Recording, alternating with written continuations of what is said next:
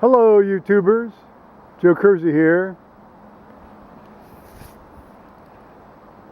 On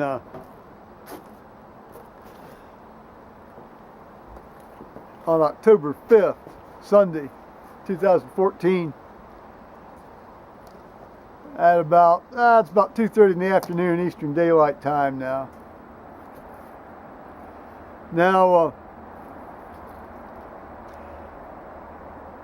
On the way back from church,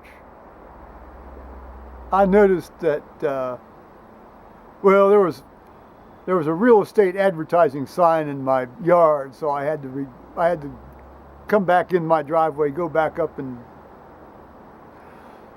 go into the corner house's driveway and retrieve it. And while I was there, I noticed that,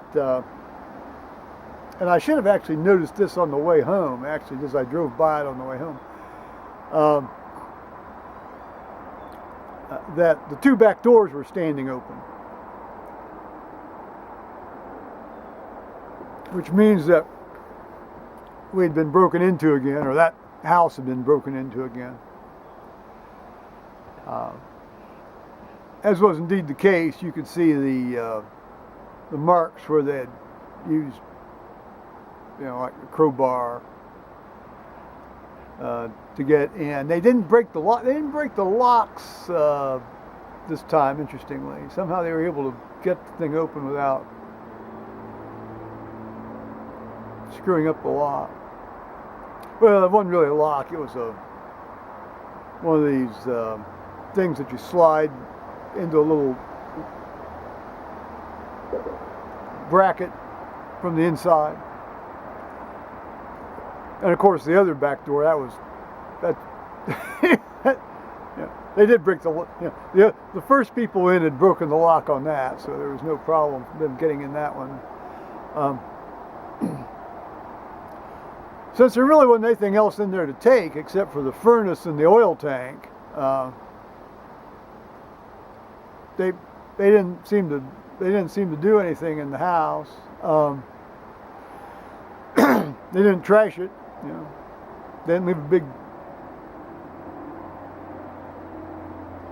pile of fecal matter on the floor as a parting gift.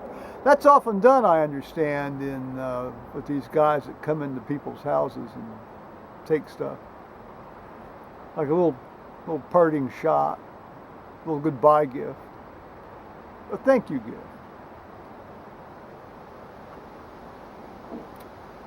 And they'd gone into the garage.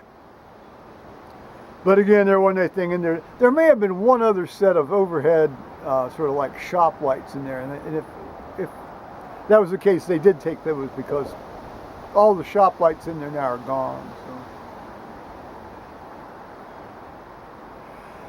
I didn't even call the sheriff on this.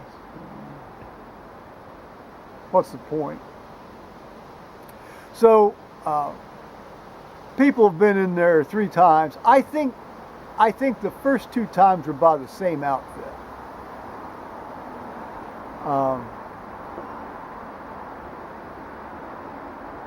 Certainly the garage break-in, the second garage break-in was by the same outfit, I think. They decided they wanted the shop lights that they had left behind the first time. But I think this outfit this break-in was another group of people. First of all, the truck tire marks in the yard looked considerably narrower than the ones from the other two, the first 2 attempts, the first group.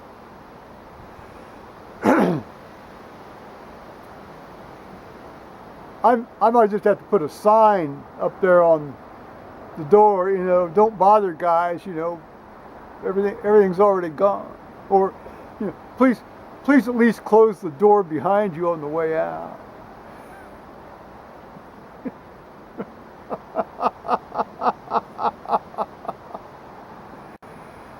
So church went well. I read. There was a bit of a mix-up about who was going to read and this, that, and the other. But actually, the woman that had been scheduled to read by mistake knew that I'd been scheduled, you know, on the proper schedule. Plus, she didn't particularly want to do it because she was singing in the choir, and it would be sort of a pain in the behind for her to have to get up and move around and read. So she says, "Will I read?" I said, "Yeah, I'll read."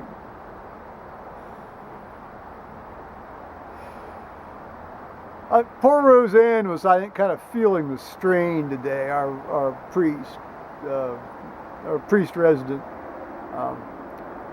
who's basically running the show now that Karen has left and Charles is still on sabbatical. He comes back in a month.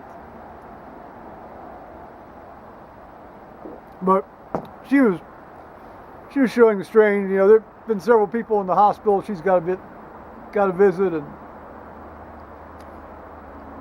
yeah, it's just this. I'll tell you, you know, it really is a demanding job for these folks for the clergy. It really is, and she's had to go to several meetings here recently, and obviously she's in the point where she's looking for work now too. I mean, permanent work. It would be great if she'd stay on, but I have a feeling that we'll probably be getting another seminarian sort of in her situation that she was in when she first came to us about a year and a half ago, which is nice for us. I mean, it's good to have these new people moving through our church. But I'll tell you, she's a really good preacher, and she preached well today. It's on the parable of the vineyard, where the landlord builds a vineyard and then the tenants won't pay him rent and kills all the people he sends, and then eventually kills his son.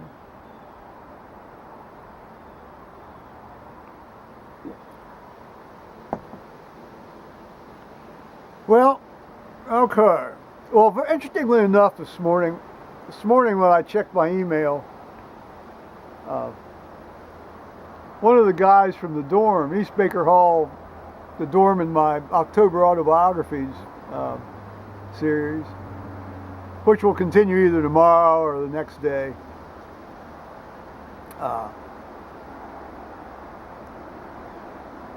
he hadn't seen any of these.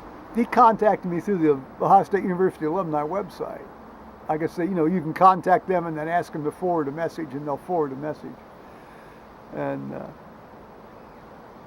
I had last talked to him by mail, regular mail, back in the 1990s. So it was good to hear from him again. And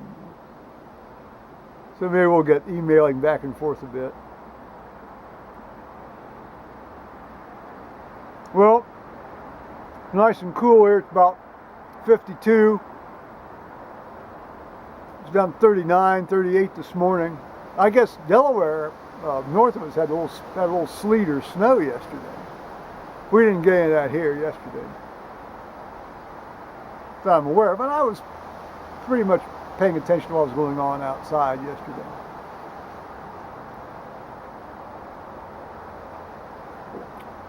So, that's about it.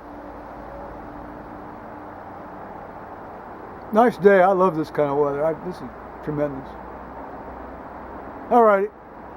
Bye-bye, YouTubers.